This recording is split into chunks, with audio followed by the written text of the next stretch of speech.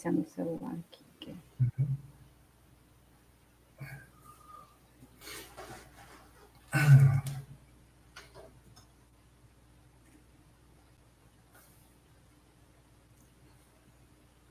Pronto, estamos ao vivo. Boa noite. Sejam todos bem-vindos às lives científicas da Pró-Reitoria de Pós-Graduação da Universidade Federal da Paraíba. Hoje teremos essa live de título Biomarcadores nas doenças infecciosas, a importância da caracterização do sistema imune na COVID. Hoje teremos a participação especial da professora doutora Tatiana Keisen de Souza Lima Clemente. Certo? A professora Tatiana, ela é a área de atuação dela, ela é professora adjunta do Departamento de Biologia Celular e Molecular do CBiotec, da UFPB. Ela é graduada em odontologia pela Universidade Federal de Minas Gerais, em 2001.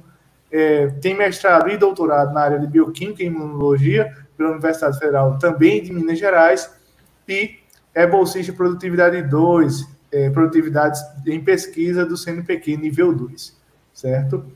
Essa live ela é para a gente poder conversar um pouco e discutir sobre uma ação da professora de combate e enfrentamento à Covid. Essa ação é o projeto aprovado no edital 3 de 2020 da FAPESC, da Paraíba, que é a ação, avaliação de biomarcadores prognósticos em linfócitos T, CD8 e T regulatórios frente à infecção pelo Covid, correlação entre parâmetros clínicos, laboratoriais e imunológicos. Então, seja muito bem-vinda, professora. Obrigada, Emerson. Boa noite. Boa noite a todos. Muito obrigada pelo convite. Então, professora, tendo ideia desse período que nós estamos, como foi que veio esse mote de realizar esse insight, de realizar essa pesquisa? Bem, Emerson, na verdade, a gente aqui na UFPB, no meu grupo, trabalha já com doenças infecciosas, desde que eu cheguei na UFPB. Na verdade, eu sempre trabalhei com doenças infecciosas, né, desde o meu mestrado.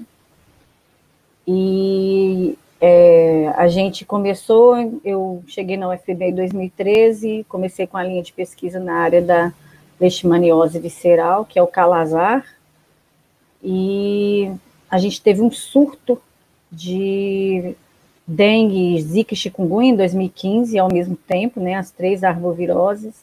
Nessa época, eu já tinha feito uma colaboração com o pessoal da UFRN, onde eu trabalhei 2 anos como professora visitante, e a gente já estava fazendo uma pesquisa na área da dengue, já até financiada pelo Projeto Universal do CNPq na época, e acabou que a gente meio que entrou, né, nessa área de pesquisa aí da arbovirose, né? Então, comecei a trabalhar com vírus em 2015, e até hoje, né, temos uma linha forte nessa área, né, da dengue, chikungunya e zika no laboratório, com várias parcerias.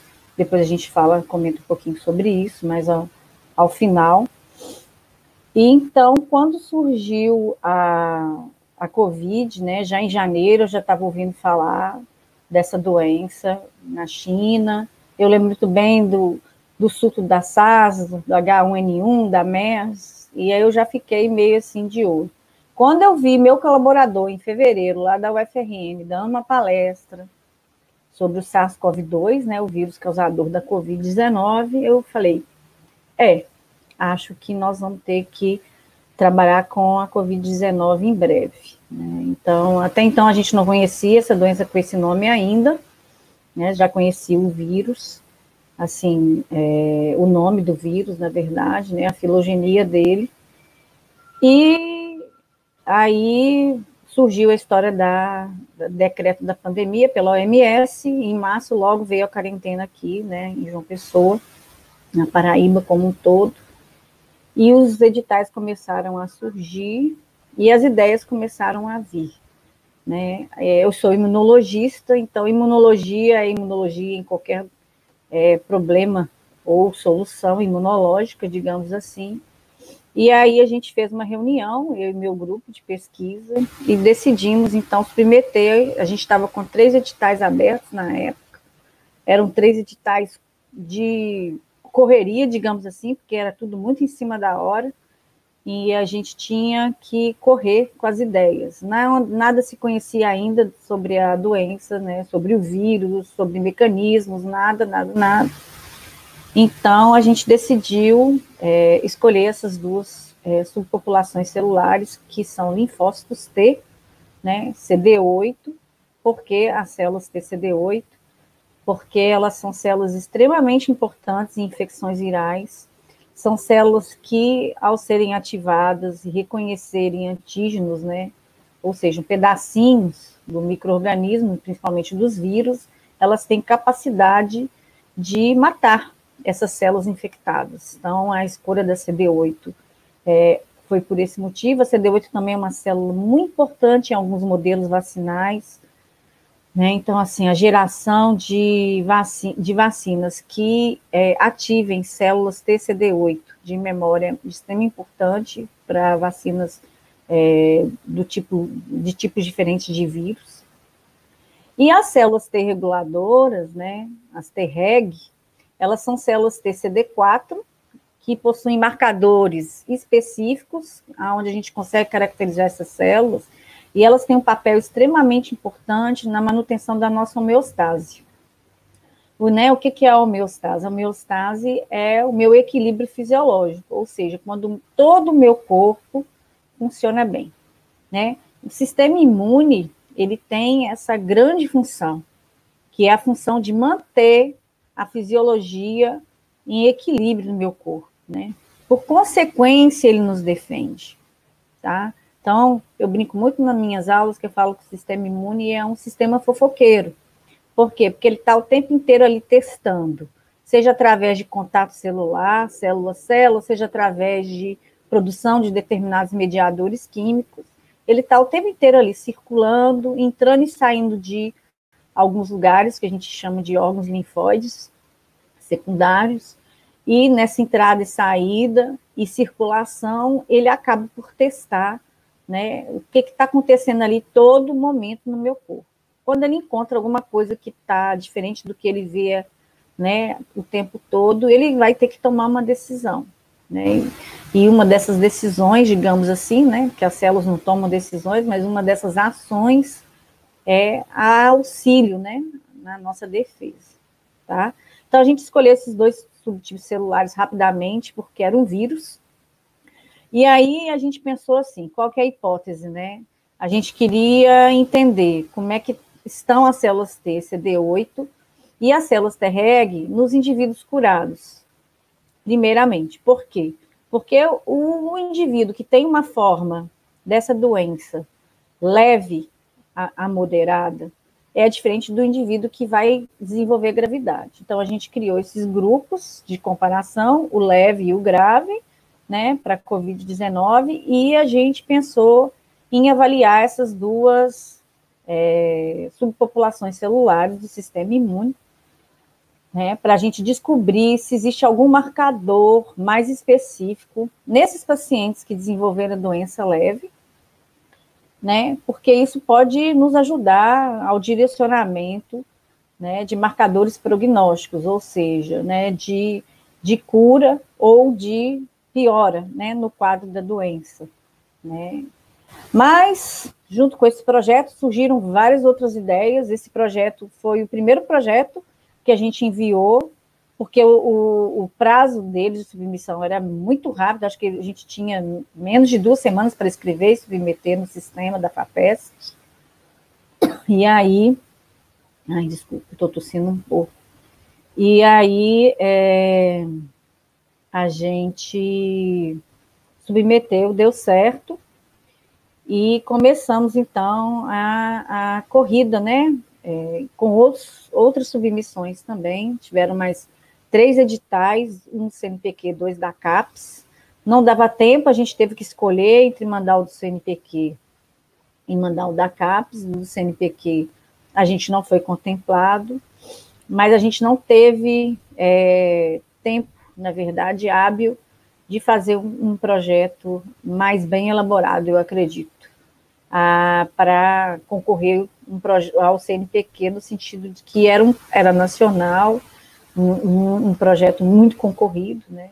Acho que foram mais de 2.000 propostas, alguma coisa assim. Então, o do CNPq não deu certo, mas no da CAPES deu. A gente mandou, a CAPES tinha 2 editais, a gente também teve que escolher um deles. Eu sou associada ao programa Multicêntrico de Ciências Fisiológicas da UFPB, inclusive no meu lado está errado, eu esqueci de mudar, eu não sou mais a coordenadora da biotecnologia, eu sou vice-coordenadora desse programa multicêntrico em ciências fisiológicas, e a gente decidiu mandar, mas como ele é um programa multicêntrico, outras universidades, né, que estão associadas a esse programa, também queriam mandar. A gente fez uma colaboração entre o UFPB, o Unesp, o FRJ e o UFBA, e mandamos um projetão para a CAPES, com o intuito também de avaliar esses pacientes.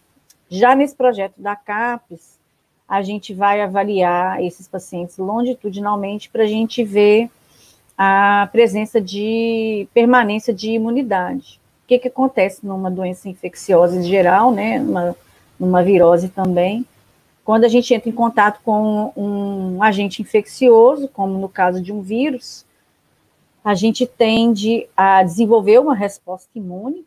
Essa resposta imune protetora, ela pode ser humoral, que a gente chama, ou seja, ela vai trabalhar na produção de anticorpos neutralizantes, em geral, contra aquele micro-organismo.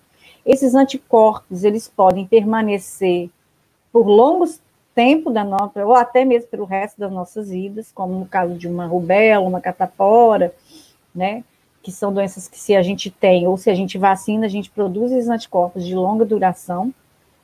Ou a gente pode ter uma imunidade não permanente, onde a gente vai precisar sempre estar entrando em contato, né, com esses antígenos, desses micro-organismos, para a gente estar produzindo esses anticorpos, tá? Por isso, por exemplo, no caso da vacina da gripe, todo ano a gente precisa vacinar, porque a gente não tem imunidade duradoura, né? E são vírus também que mutam muito. Então, geralmente a vacina sempre está mudando todo ano, né, para a gente poder entrar em contato de novo, produzir mais anticorpos contra aquele tipo de micro-organismo, tá? Então, a gente vai acompanhar esses pacientes longitudinalmente para ver essa imunidade permanente. No caso do projeto da FAPESC, a gente também teve uma ideia paralela, que a gente começou a fazer, na verdade, já está pronta, que foi identificar antígenos específicos do SARS-CoV-2, né, que é o vírus causador da Covid-19. E a minha pós-doc, Bárbara, ela fez um trabalho belíssimo de bioinformática, identificando esses antígenos dominantes para a população brasileira, porque a gente tem o MHC, ele é uma molécula muito heterogênea, principalmente no brasileiro, né? A gente chama isso de polimorfismo, ele tem um polimorfismo muito grande, e ela fez baseado no polimorfismo brasileiro de MHC, que é uma molécula extremamente importante para a ativação, né, no reconhecimento de antígenos pelas células T, tanto os linfócitos TCD4 quanto CD8.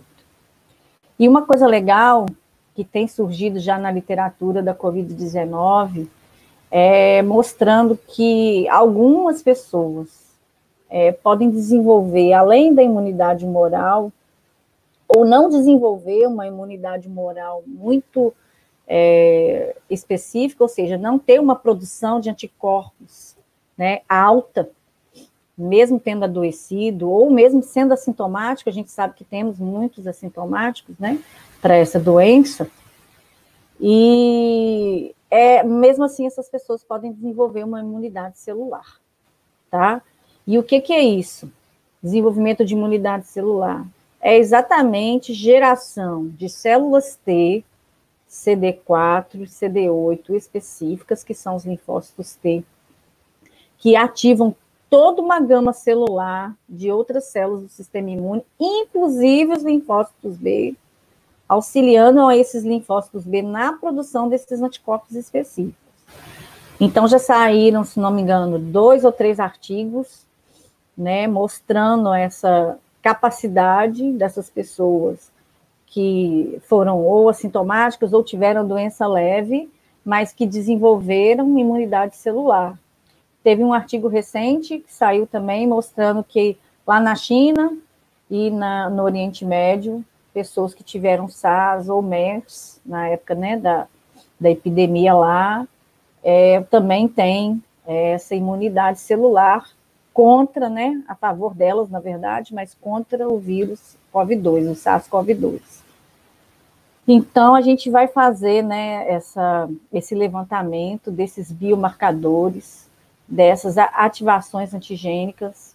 Essa pode ser também uma proposta futura de projeto na área de crianças, tá? Porque que as crianças, elas, na sua grande maioria, desenvolvem sinais clínicos leves, né, em relação a essa doença, né? Será que elas têm, por causa dessa gama de micro-organismos que elas entram em contato no dia a dia delas, né? A gente chama de vitamina S, a vitamina da sujeira, né? Quanto mais contato com essa vitamina S, a criança tem melhores respostas imunes durante ao longo da vida dela, né?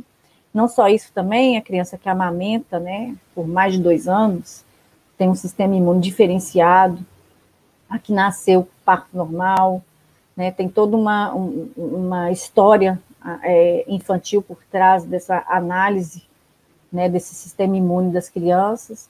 Então, isso também pode ser um projeto futuro aí, da gente poder estar tentando mostrar, né, e por que essas crianças desenvolvem respostas imunes mais leves.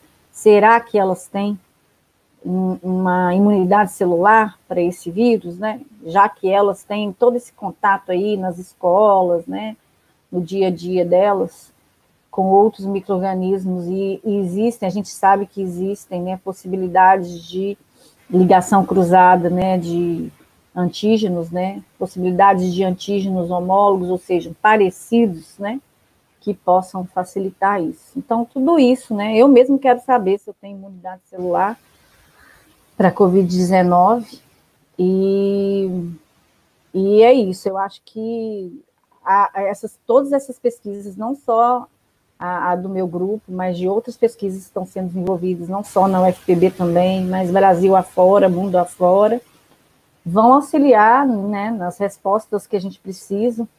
Lembrando que a ciência nem sempre ela é rápida, né? A gente tem urgência, né? Muitas pessoas querem muitos milagres para resolver, né, esse problema que a gente vive, que não é uma coisa fácil, é tudo muito novo para a gente, em todos os aspectos, né? Mas eu acredito de verdade que nós, né, como cientistas, vamos conseguir responder perguntas importantes, vamos conseguir desenvolver aí imunoterápicos que vão auxiliar até a vacina boa sair, porque a gente sabe que tem muitos grupos bons fazendo pesquisa na área vacinal, mas que nem sempre a vacina que vai sair rápido vai ser a melhor vacina, né? Então, uma vacina boa de verdade que ajude a gente, pelo menos, a ter uma imunidade anual, né, contra esse vírus, e que faça a gente sair de casa com menos cortisol, né? Ou seja, com menos hormônio do medo, menos hormônio do estresse, né? Toda vez que a gente sai de casa, a gente sai, pelo menos eu, né? A gente sai temeroso, né? Do que vai acontecer. Então é isso, Emerson. Eu acho que esses imunomarcadores, né? Esses biomarcadores imunológicos, eles fazem um screening inicial, né? Você faz uma varredura do que está acontecendo no perfil imunológico desses pacientes, lembrando que a gente precisa comparar isso com indivíduos que nunca tiveram contato com esse vírus. Nesse momento, isso é um problema que a gente vive no momento, porque a gente pode estar lidando ali com indivíduos assintomáticos que muitas vezes estão transmitindo, né, a doença, e a gente está ali coletando essa amostra, a gente precisa testar essa amostra a nível molecular, fazendo a análise do SWAB, da coleta do SWAB, vendo se eles não têm carga viral, fazendo as imunoglobulinas, né, para detectar se eles podem estar na fase aguda ou já ter transformado, né, essa fase aguda numa fase mais crônica, digamos assim, uma fase mais prolongada, produzindo IgG. Então, são muitas questões ainda a serem respondidas, mas que eu acho que o caminho, né, em breve a gente vai conseguir ter muita coisa legal aí sendo produzida, não só na UFPB, no nosso grupo, mas em vários lugares do mundo mesmo. Sem dúvidas, a senhora já deu aí para os nossos participantes, no mínimo, uns 3 temas para quem quer fazer doutorado aí, viu? Vocês podem anotar que a professora, ela tem muitas boas ideias, né? São 10 anos, no mínimo, aí, Emerson, de muita pesquisa pela frente. Nessa pesquisa, professora, para o nosso participante, o nosso ouvinte, espectador, que ele está ali na graduação, que ele ainda não tem, assim, talvez não tenha esse domínio aí tal desses processos de imunomarcadores, esses biomarcadores, como é que esses biomarcadores eles podem caracterizar essas doenças, como é que eles facilitam o processo de avaliação dessas doenças para se poder chegar a, não sei, soluções mais rápidas, a respostas mais rápidas. Como é que a senhora vê a utilização desses biomarcadores nesse processo de identificação? Bem, eu vou dar exemplos mais do dia a dia da gente, que eu acho que fica mais fácil. Por exemplo, existem já doenças que, por causa da identificação desses marcadores imunológicos, já utilizam de medicamentos, né, que auxiliam no tratamento dessas doenças, né? O câncer é uma delas. A gente tem vários medicamentos chamados anticorpos monoclonais, certo? Que são anticorpos que vão se ligar a determinada molécula X, a depender do tipo de câncer, e que vão auxiliar no tratamento do câncer. Outra doença que a gente tem, que utiliza dessa identificação, a artrite reumatoide, que utiliza de medicamentos anti-TNF-alfa, que é uma citocina, que é um marcador imunológico, tá? Que é uma molécula imunológica, é um mediador inflamatório, e esses pacientes conseguem controlar bem, conviver bem, digamos assim, com a doença. Não tem a cura, mas tem uma convivência, né, que é uma doença muito sofrida, muito dolorida para o paciente. Então, esse tratamento anti-TNF-alfa ajuda, né, a esses pacientes, na morbidade, digamos assim, dessa doença.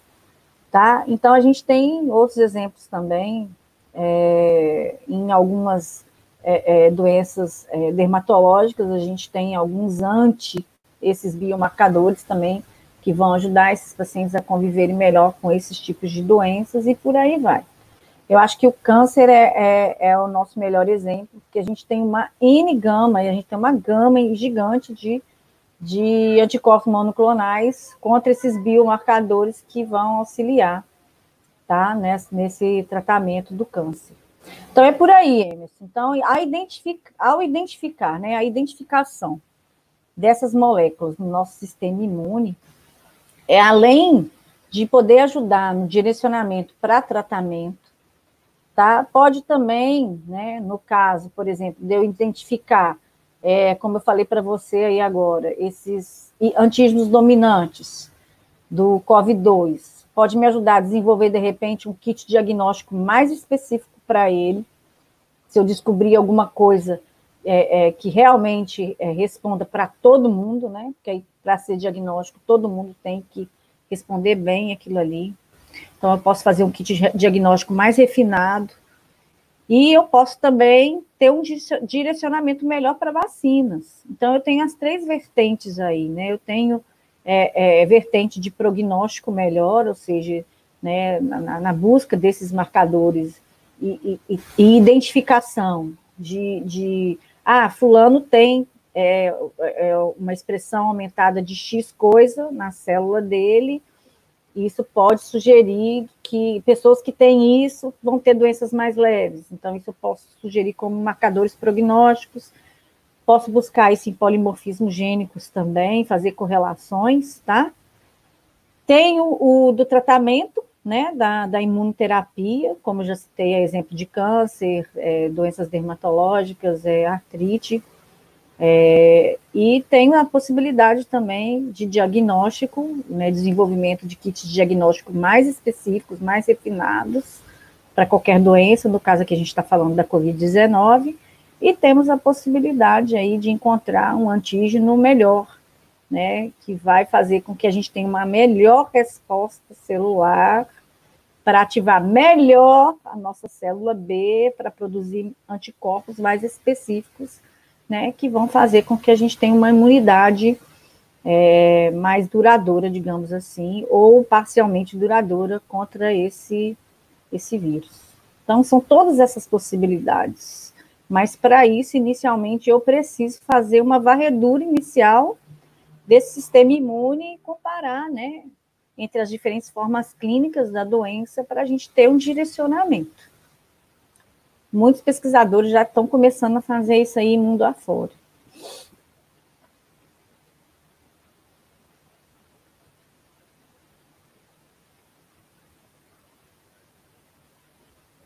Emerson? Estou ouvindo, desculpe, eu estava lendo Tudo aqui. Bem. Então, entendendo esse processo de articulação, pelo que eu li, que eu dei uma pesquisada, eu entendi, esses biomarcadores, eles auxiliam, né, como ferramenta que pode também ajudar as entidades reguladoras a definirem sobre a aprovação de um medicamento, né?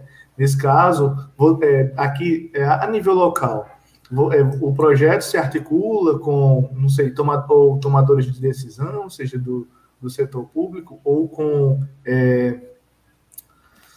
projetos que também tenham se articulado aqui em relação à Covid, fazendo ações de combate e enfrentamento ao UFPB, para poder facilitar esse processo, para vocês servirem disponibilizar esses biomarcadores? O que acontece? Eu tenho uma parceria com a Secretaria de Saúde do Estado, desde 2014, nas diversas doenças que a gente estuda.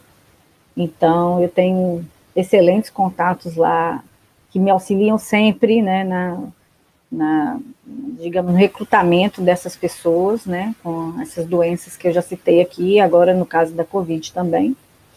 Eu estou em parceria também com a professora Daniele Dalino, vocês devem conhecer, que está junto com o Hemocentro e os hospitais de João Pessoa e a própria Secretaria de Saúde no projeto de doação de plasma, que é muito importante para a gente poder avaliar, né, esse sucesso, né, dessa terapia, desse auxílio, né, no salvamento de vidas. Então, a gente também vai fazer estudo de biomarcadores imunológicos no plasma, né, desses pacientes, em colaboração com a Unimed também. E é isso, né? Então, assim, isso tudo é igual eu falei para você, não é um longo prazo, a pesquisa ela não é rápida, né, Emerson? Não existe milagre, né? O que existe é muito trabalho. Então, isso tudo, com certeza, isso não será para a Paraíba em si, né? Óbvio, nós estamos aqui na Paraíba, é um orgulho, né, para a gente poder estar contribuindo a nível estadual com isso, mas uma doença é uma pandemia, então qualquer achado importante a nível, né, desses projetos, desses marcadores, ele pode ser aplicado, né, para a população da Terra. Então, é digamos assim, é uma batalha, né, não vou nem chamar de guerra, mas é uma batalha de todos nós, né, cientistas distribuídos aí pelo globo, para a gente poder auxiliar não só a nossa população local ou nacional, mas a nível mundial também. Então, tudo isso vai trazendo direcionamento, cada artigo que sai, né, com propostas de estudo, vai direcionando a gente, fazendo a gente ter mais contato, mais ideias importantes, que eu acredito sim, como eu já disse, vão contribuir muito, né, para a gente descobrir coisas extremamente importantes para essa doença, mas eu sempre digo isso, um conhecimento novo, ele não vai ser importante só para determinada coisa. Então, eu acredito que toda essa corrida imunológica, clínica, tratamento, vacina, tudo vai trazer benefícios aí, né, para outros tipos de doença também. A hora que a poeira baixar, a pesquisa, né, a ciência vai ter dado um salto. E eu acho que isso vai ser importante demais para nós todos. Sem dúvidas, esse processo de caracterização desses biomarcadores e possível análise, ele servirá para N doenças que talvez possam surgir também no futuro, que tenham relação com essas moléculas, né? Então, nessa perspectiva, a senhora se mostrou ser uma professora bem relacionada, pelo que tanto com parceiros a nível locais, quanto parceiros nacionais e parceiros de nível internacional. Então, como se deu essa parceria, tanto com a UFRN e o Imperial College of London? London. Bem, a UFRN, como eu disse para você no início, eu fui professora visitante no laboratório da professora Selma Jerônimo, que trabalha com doenças infecciosas em Natal. Hoje eles têm lá 2 grandes institutos de medicina tropical, um clínico perto do Hospital Giseuda Trigueiro e o outro que fica dentro da universidade, do campus, próximo ao Centro de Biociências. Então, eu trabalhei com a professora Selma lá há 2 anos, né? A gente trabalhava lá com várias doenças infecciosas, e essa parceria, não só com o laboratório dela, mas com outros laboratórios, surgiu. Na época, eu fui para o UFRN como professora visitante, exatamente para dar um up, digamos assim, na plataforma de citometria de fluxo. Eles tinham um citômetro lá, mas as pessoas usavam, mas ele não funcionava com todo o gás, digamos assim, que ele podia ter. E eu fui para lá, a gente fez um trabalho muito bom com o pessoal do laboratório dela, fizemos parcerias com outros laboratórios também, e nessa história toda eu fiz muitos parceiros lá na UFRN, e o meu parceirão lá hoje é o professor Josélio Araújo, e ele é virologista, né, e a gente começou com essa ideia da dengue, surgiu a zika e a chikungunya, a gente, né, teve essa parceria incrível aí nas arboviroses. Eu tenho um colaborador em São Paulo, na USP de Ribeirão Preto também, professor João Santana. Ele me ajudou com esse contato com o Dr. Altman, lá da Imperial College of London, na época das arboviroses, e o Dr. Altman tinha um projeto aprovado pelo NIH, na época, para trabalhar com epitopos de células T, CD4, na infecção pelo vírus da Zika. E a gente fez essa parceria, Dr. Altman, com esse projeto do NIH, financiou parte da minha pesquisa aqui, tanto na Zika quanto na chikungunya, nós somos parceiros ainda, inclusive estamos agora na pandemia escrevendo vários artigos, né, com esses dados já analisados do projeto das arboviroses, e vamos submetê-los, já submetemos alguns, vamos submeter os outros dessa parceria. E então esse financiamento do NIH, né, ajudou a gente bastante nessa área da pesquisa com a Zika, e agora, né, na época da Covid, ele também é virologista, né, é um virologista imunologista lá em Londres. E aí eu conversei com ele, perguntei se ele tinha interesse em colaborar com a gente aqui na Covid-19, ele falou que sim, me mandou todos os documentos necessários, inclusive ele está de colaborador não só no projeto da FAPESC, mas no da CAPES também. E a gente está trabalhando junto. Essa parceria com ele vai ser importante. Por enquanto, a gente não tem financiamento internacional para a Covid-19, mas já estamos trabalhando junto com ele, né, em busca de alguma coisa nessa colaboração, né, dos dois laboratórios. Tá? Eu tenho parceria também na UFMG, onde eu formei, com a professora Juliana Stanislau, que ajuda a gente, né, na parte de análise de dados, da citometria. Então, são parceiros aí pelo Brasil afora, fora os meus parceiros na UFPB, né? Eu já citei aqui a professora Daniela, que trabalha com a gente já, do meu grupo já há um tempo, né? Trabalhando também com doenças infecciosas, e agora também ela está, né, na frente aí da Covid, nesse projeto que ela coordena do plasma. E tem o professor Isaac, que é o pró-reitor de pesquisa, mas é meu parceiro desde que eu entrei na universidade, e eu uso o laboratório dele já desde que a gente entrou na universidade em parceria. Ele, Fátima, Robson, né, professor Robson também, são meus parceiros na UFPB.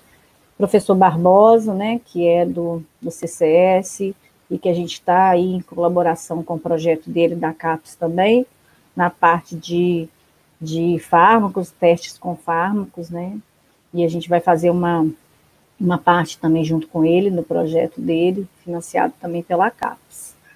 Então, não sei se eu esqueci de alguém, né, com certeza esqueci, mas são muitos parceiros aí, fora parceiros da química, né, da UEPB, na área da leishmania, que eu ainda trabalho com leishmania no meu laboratório, né, testando substâncias que possam ser futuramente avaliadas como possíveis medicamentos, né, para essa doença negligenciada. E é isso, né? Tem também um parceiro da estatística, né? Da área da matemática, estatística, que é o professor Celso, também da UFPB, que na época da avaliação de pacientes com dengue, a gente fez um trabalho bem bacana, ele fez um trabalho belíssimo de análise matemática, mostrando como é que é a curva da dengue, né? Como é que a dengue acontece, né? De tempos em tempos, né? O que colabora, né, para o surgimento da dengue, como temperatura, chuva, né? Então, ele fez uma correlação matemática bem bacana, né, com a dengue. A gente publicou esse trabalho até ano passado, ficou bem legal. E é isso, são esses parceirões aí, né? A vida sem parceiros, a ciência sem parceria, ela não anda bem, né? Então, são eles todos que estão aí caminhando junto com a gente e ajudando a gente aí, né, na luta, né? Não só contra a Covid, mas contra, né, todas as outras doenças que estão por aí, né, que meu grupo estuda também.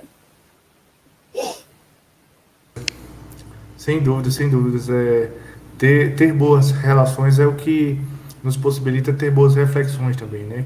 Que a gente está sempre crescendo, e ter pessoas que nos provoquem e trabalhem junto conosco, né? Isso, sem dúvidas, é essencial para a ciência. É nessa perspectiva de pessoas essenciais para a ciência e tal, como é que, no seu projeto, nessas suas ações, estudando nesses estudos imunológicos, estudando biomarcadores, como é que a senhora tem lidado com estudantes, como é que tem sido esse processo, esse relacionamento? E também eu queria saber também se nessas suas ações já tem estudantes que têm ascendido no nível de verticalização da educação, né? Se tem estudantes que começaram com a senhora no nível da graduação, passaram pelo mestrado, chegaram no doutorado nessa área, se a senhora tem sido uma provocadora dos seus estudantes nessa perspectiva. Olha, meus estudantes são meus amigos, né? Eu tenho um estudante que ele fala que eu sou a segunda mãe dele, e eles são meus amigos. A gente, inclusive, hoje a gente foi nossa reunião do Lab, toda sexta-feira a gente tem a nossa reunião de discussão de artigos, né? Os artigos agora são só da Covid, mas eles são meus parceirões, né? Sem eles, eu não conseguiria fazer, né, um terço das coisas que eu faço, tá? Então, eu tenho, sim, estudantes que estão comigo já. O Edson até comentou ali, ó. Eu tenho estudantes que estão comigo desde o segundo período da graduação, entraram comigo como monitores, né? Foram meus PIBICs, alguns deles mais de 3 vezes foram meus PIBICs, né? E hoje, né, são meus mestrandos. Já tive estudantes mestrandas também assim, que foram embora fazer o doutorado em São Paulo. Uma delas foi embora com esse meu parceiro, com o João Santana, está com ele, agora ela está fazendo sanduíche na Inglaterra, inclusive, e, por incrível que pareça, elas são minhas alunas ainda, né? A gente está escrevendo artigo ainda juntas, converso com elas todos os dias, né? Porque a gente está trabalhando muito nessa pandemia, para a gente conseguir liberar esses resultados e publicá-los, e tem estudantes que entraram comigo só no mestrado, deram um tempo, agora vão voltar no doutorado de novo. Então, eu acredito, sim, o meu grupo ele tem uma verticalização boa.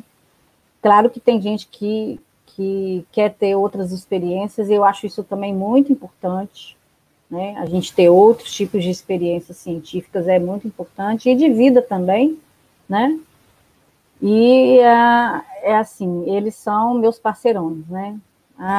Hoje, fresquinho no laboratório, é essa estudante que eu falei para vocês, né, que ela é minha pós-doc agora, na verdade, ela está comigo, acho que uma semana antes de decretar a quarentena, ela entrou oficialmente no laboratório, e hoje ela é minha parceirona, né, para me ajudar a escrever os projetos, e pensar nas coisas, e procurar coisas também de orçamento, se dá para fazer. Olha lá, Bárbara falando, estamos todos aqui. Então, assim, meus estudantes são minhas joias raras, tá? Sem eles, eu jamais conseguiria fazer tudo que eu fiz, né, desde 2013 para cá. Inclusive, a minha primeira PIBIC é minha mestranda hoje, né? E ela vai, né, ela está para quase defender o mestrado dela. Então, é isso, eu acho que a formação, né, eu sempre prezo pela formação deles, eu pego no pé, eu sou brava, eu cobro resultado, eu acho importante que eles saibam a língua científica, que é o inglês, que saibam escrever em inglês, que saibam ler, que saibam interpretar, que aprendam a falar, né? A imunologia é uma ciência onde o inglês é a primeira língua, né? Então, eu sou uma orientadora bem presente, acredito eu, e que cobro mesmo, mas, ao mesmo tempo, também eu acho que são realmente meus filhos, né? Estão debaixo da minha asa aí, mas, hora nenhuma, eu deixo eles não voarem, eu acho importante, né, esse voo, tá? E fico muito feliz, eu acho que a UFPB, né, forma excelentes estudantes nos seus diversos níveis, nos cursos diferentes. Eu nunca tive uma experiência ruim na UFPB com nenhum estudante, mesmo os que não ficaram, né, que quiseram voar. E tive estudantes maravilhosos, né, de graduação, que pareciam que eram pós-docs, né, tão interessados, dedicados, inteligentes, né? Então, eles são fantásticos. Eu parabenizo eles também nessa luta do dia a dia comigo, porque não é fácil, né, essa mudança, né, brusca, de repente, e essa gama de trabalho, né? E eu não estou dando trégua para eles, não, eu ponho os bichinhos para trabalhar mesmo, né? E eu acho que é isso, né? É o crescimento, né, da gente como profissional, como ser humano, numa época de aprendizado. Eu acho que a Covid está sendo um grande aprendizado para cada um de nós. Sem dúvida, estou vendo aqui que a senhora é, de fato, bastante querida, viu? Eles estão aqui no chat. E olha que eu sou brava, viu, Emerson? Ainda sobre estudantes, como é que tem se dado esse processo da internacionalização? Vocês estão eu sei que o programa está no PRINT, né, no programa de internacionalização, então a senhora já recebeu, já mandou gente para fora, como é que tem sido? Quais são as áreas de pesquisa desse pessoal? Como é que tem sido isso? A gente recebeu uma estudante aqui da Áustria há pouco tempo atrás, foi uma experiência fantástica, ela não passou muito tempo com a gente, foi mais um estágio, né, do que um sanduíche mesmo, mas todo mundo do laboratório gostou demais, foi uma experiência excelente, para o inglês deles também, e eu acho, assim, que essa internacionalização para os estudantes é importante demais. Por enquanto, meus estudantes daqui, né, da UFPB, ainda não foram. A gente estava até pensando com esse print mandar, mas agora com essa parada, né, de atividades, eu não sei como é que vai ficar, porque muitas atividades suspensas de outras coisas, né, porque por enquanto a gente está trabalhando mais na Covid e outras coisas que estavam acontecendo tiveram que ser suspensas por vários motivos, né, e de segurança também é um dos principais. Para eles, não quero meus alunos inseguros, não quero eles correndo risco de jeito nenhum. E estou lutando muito para conseguir isso. E, de verdade, né, eu acho assim, que essa parceria que eu tenho na Inglaterra, né, uma hora ou outra a gente vai conseguir mandar um desses meninos aí para, né, ou um sanduíche, ou quem sabe até fazer um doutorado, né, e ter novas experiências. Isso é muito importante, eu acho.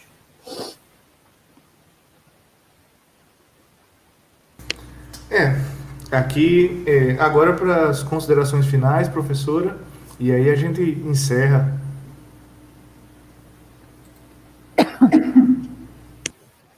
Bem, eu acho o seguinte, gente, eu acho que nós estamos vivendo um novo mundo e acho que nós vamos ter que aprender a viver esse novo mundo. E eu acho que, para mim, o mais importante desse novo mundo agora, que a gente tem que aprender, primeiro, a gente respeitar, né, os nossos limites, amando muito o nosso corpo.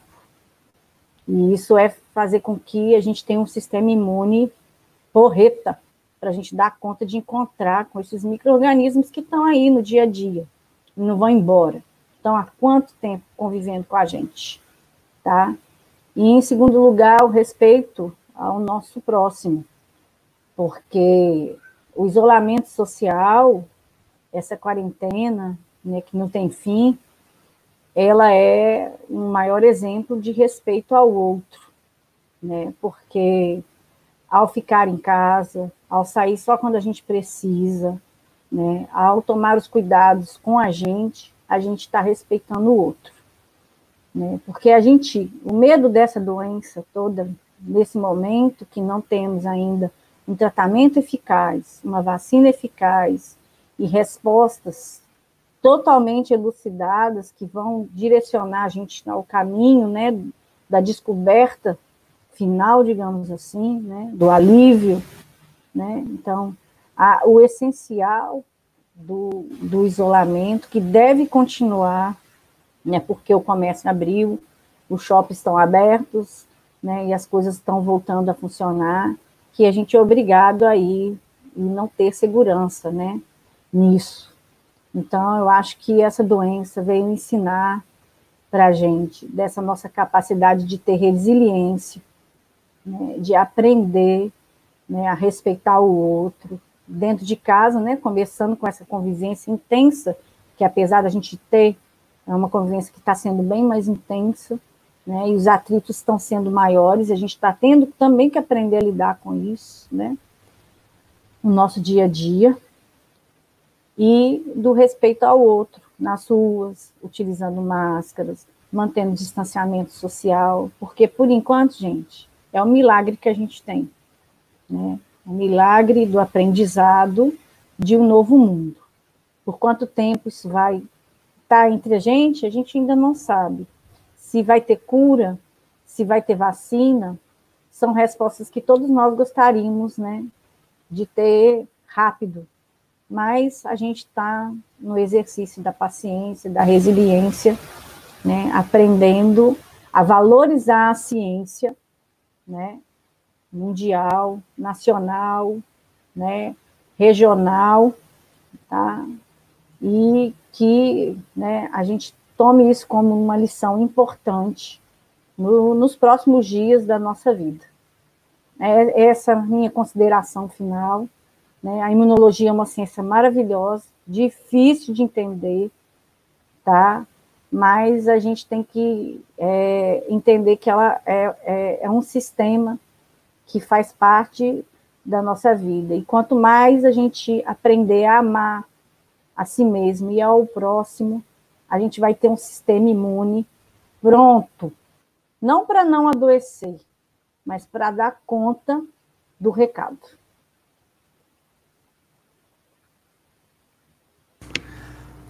É isso. Muito obrigada, professora. Sem dúvida, foi uma live riquíssima que a senhora pôde nos proporcionar hoje com a sua experiência, com as suas pesquisas. Então, eu gostaria de agradecer a todos os participantes que nos acompanharam até agora. Eu gostaria de agradecer novamente à professora Tatiana pela participação. Agradecer também ao programa multicêntrico de pós-graduação em Ciências Fisiológicas, do Centro de Biotecnologias da UFPB. Então, nós passamos um tempo aí sem lives por conta de problemas técnicos, mas agora estamos voltando. Teremos lives todas as sextas-feiras, se assim conseguimos manter. Então é isso. Essa é uma ação da Pró-Reitoria de Pós-Graduação da Universidade Federal da Paraíba, certo? Aqui na pessoa da professora Maria Luísa, a pró-reitora de pós-graduação. Então, é isso. Não se esqueçam de curtir o vídeo, compartilhar com seus amigos. Assim, a gente alimenta esse algoritmo super-humano do YouTube, né? Que tem colaborado aí para a gente compartilhar a ciência, para não dizer de outra forma. Então, é isso. Tenham todos uma boa noite, um ótimo fim de semana e até mais. Obrigada. Boa noite, bom fim de semana a todos. Se cuidem.